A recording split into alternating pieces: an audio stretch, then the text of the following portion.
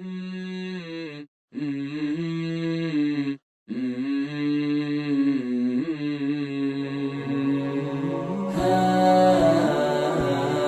اللہ الرحمن الرحیم۔ زندگی سے لطف اٹھائیے۔ سبق نمبر 70۔ سفید کپڑے پر ہلکا سا داغ بھی نظر آتا ہے۔ لوگوں کی اصلاح کرنے سے پہلے اپنی اصلاح بے حد ضروری ہے۔ یہ نہیں ہونا چاہیے کہ لوگ تو اپنی اصلاح پر توجہ دیں اور آپ وہیں کے وہیں رہیں، خاص طور پر جب آپ کسی ایسے منصب پر ہوں جہاں آپ کا کام لوگوں کو ہدایت دینا اور اصلاح کرنا ہو، تو یہ جان لے کہ لوگوں کی نظریں آپ کی نگرانی کرتی ہیں، آپ کی ایک ایک حرکت نوٹ کی جاتی ہے۔ اس لیے جہاں تک ہو سکے قاعدے قانون کی پابندی کریں۔ امیر المؤمنین عمر رضی اللہ عنہ نے ایک بار لوگوں میں کپڑے تقسیم کیے، ہر ایک کے حصے میں ایک ایک کپڑا آیا۔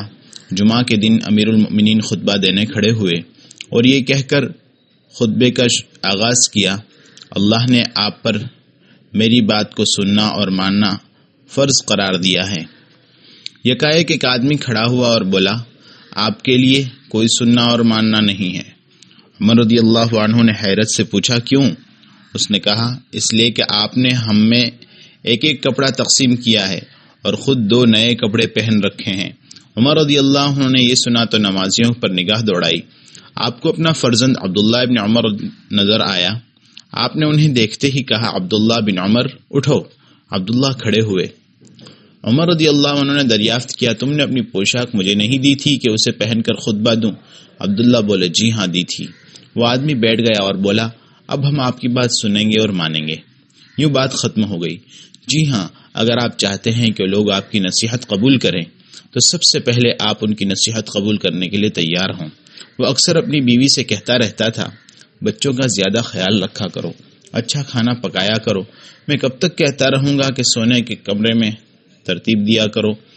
بیوی ہمیشہ اچھی طرح سے جواب دیتی، انشاءاللہ کر دوں گی، آپ پریشان نہ ہوا کریں۔ ایک دن بیوی نے اس سے کہا، بچوں کے امتحان ہو رہے ہیں، آپ انہیں تھوڑا وقت دیا کریں اور جلدی گھر آ جایا کریں۔ وہ چیخ کر بولا، میں ان کے لیے بیکار نہیں بیٹھا، دیر سے آؤں یا جلدی، تمہیں اس سے کیا؟ تم میرے معاملات میں دخل کیوں دیتی ہو؟ آپ بتائیے، کیا اس کے بعد بھی بیوی اس کی نصیحت پر کان دھرے گی؟ آخر میں ایک ضروری بات یہ ہے کہ عقل مند اور ہوشیار آدمی گھر کی دیوار میں دراڑیں نہیں چھوڑتا کہ لوگوں کی نظر گھر کے اندر پڑے۔ دوسرے لفظوں میں، وہ لوگوں کو موقع نہیں دیتا کہ وہ اس کی ذات کے بارے میں شکوک و شبہات کا شکار ہوں۔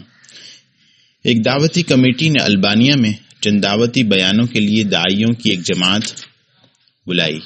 البانیہ میں دعوتی مراکز کے پرنسپل بھی مجلس میں حاضر تھے۔ ان کے گالوں پر ایک بال بھی نظر نہیں تھا۔ ہم حیرت سے ایک دوسرے کا منہ تکنے لگے، اس لیے کہ دستور کے مطابق داعی حضرات رسول اللہ صلی اللہ علیہ وسلم کے طریقے پر عمل پیرا ہوتے ہوئے داڑھی خواہ تھوڑی بہت ہی ضرور رکھتے ہیں۔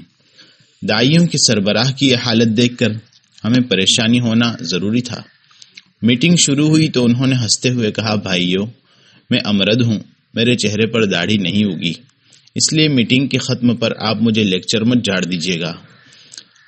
ہم بھی ان کی اس وضاحت پر خوش دلی سے مسکرا دیے اور ان کا شکریہ ادا کیا۔ اب میرے ساتھ مدینہ منورہ چلیے اور دیکھیے کہ رسول اللہ صلی اللہ علیہ وسلم رمضان کی راتوں میں مسجد میں اعتکاف کر رہے ہیں۔ آپ کی پاکیزہ بیوی صفیہ بنت حیی رضی اللہ عنہا آپ سے ملنے آتی ہیں اور چند گھڑیاں ٹھہرتی ہیں، واپس جانے کے لیے اٹھتی ہیں تو نبی صلی اللہ علیہ وسلم بھی انہیں گھر تک چھوڑنے اٹھ کھڑے ہوتے ہیں۔ راستے میں دونوں کے قریب سے 2 انصاری آدمیوں کا گزر ہوتا ہے۔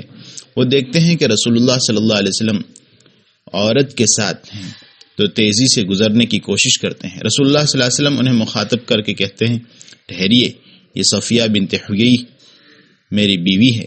انصاری کہتے ہیں، سبحان اللہ یا رسول اللہ، آپ نے فرمایا شیطان انسان میں خون کی طرح دوڑتا ہے، مجھے خطرہ ہوا کہ کہیں وہ آپ کے دلوں میں شر نہ ڈال دے۔